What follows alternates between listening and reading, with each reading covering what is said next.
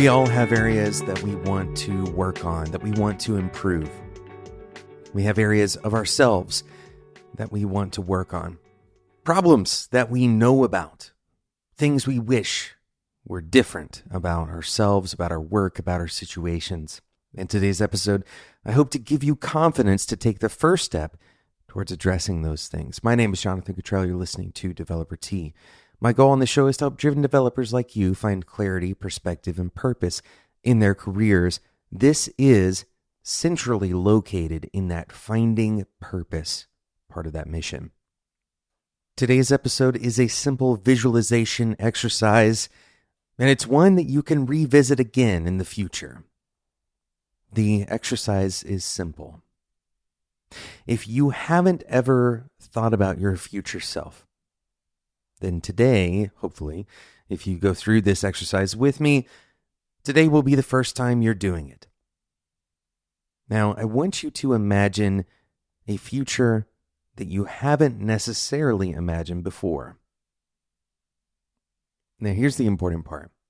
I don't want just a single picture of this future to be in your mind. I want you to imagine all of the different kinds of interactions, the different kinds of activities that you participate in, what relationships you have. And we're going to do this imagination exercise a couple of different ways. First, I want you to interrogate this imagination, this particular picture that you've built up. I want you to start with an interrogation, and you're asking yourself this question: what parts am I ignoring? What parts of my future situation have I left out of this imagination? If you can get more specific on those, you can do that. But it's just as enlightening to understand what things are we ignoring about our future. For example, you might ignore that you are going to age. This may change what you're capable of doing, for example, with your body. And so in this way, we are imagining a future that could never exist because we are painting a picture with much of the picture missing. So get clear on the things that you are skipping over and interrogate yourself why. Why did you not think about the fact that you might age? The truth is, we often extrapolate our near-term desires, our near-term goals, our near-term expectations of ourselves into long-term pictures. We extrapolate the things that we wish we could have today into some future spot where we think we will care about it to the same degree, we think we'll be fulfilled by it to the same degree that we would be today. So start by interrogating what is missing, but not just the negative side of what is missing. It's interesting that most people will imagine a future that is partially reasonable. They expect that it could happen, but people tend not to imagine a perfect future. They tend not to imagine getting everything that they ever desired or wanted or dreamed of. And this is another interesting factor in the way we imagine our futures in general. Now, I'm not going to be the one that tells you to dream bigger. Instead, I want you to focus on why you don't. Specifically, think about what is it that you degraded from your capacity to grow. What parts of your imagined future are tempered by reality? Specifically, think about how do you expect yourself to hold back your own future?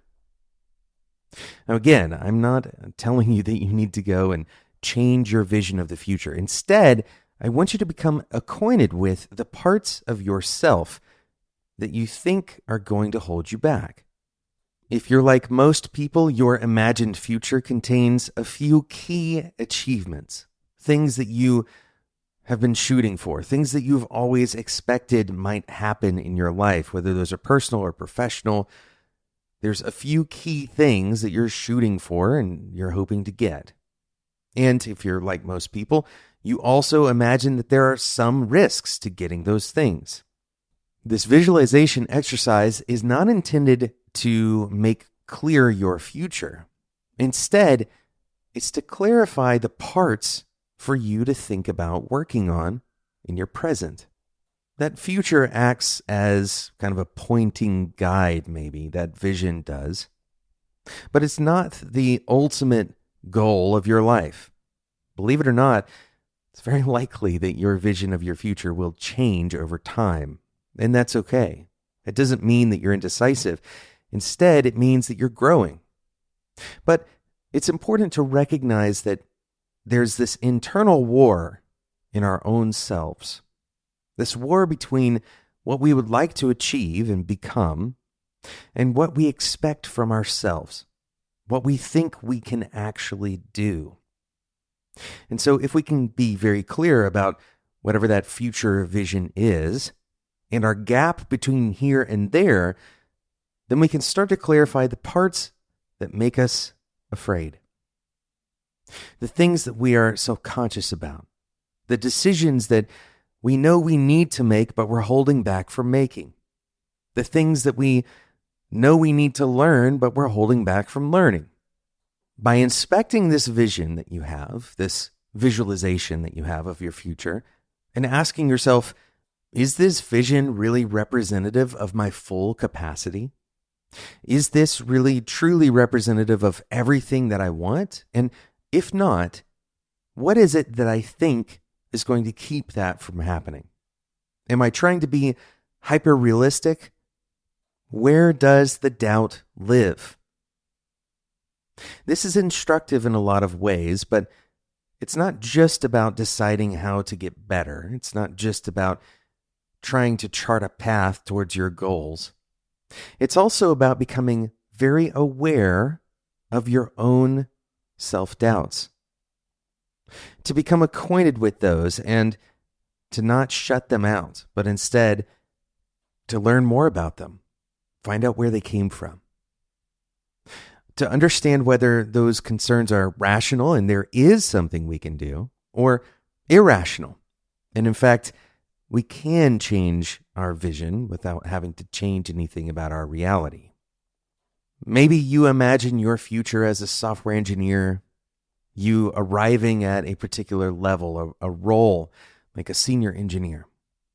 Now, if you ask yourself, is this in the best world, in my best case scenario, is this the role that I would choose to end up at?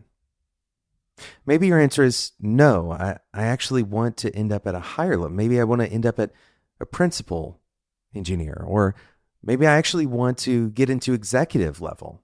That's really what I want to do, but I don't think I can. Well, that's what we're talking about. That feeling of, I don't think I can. Interrogate that in yourself. Ask yourself why.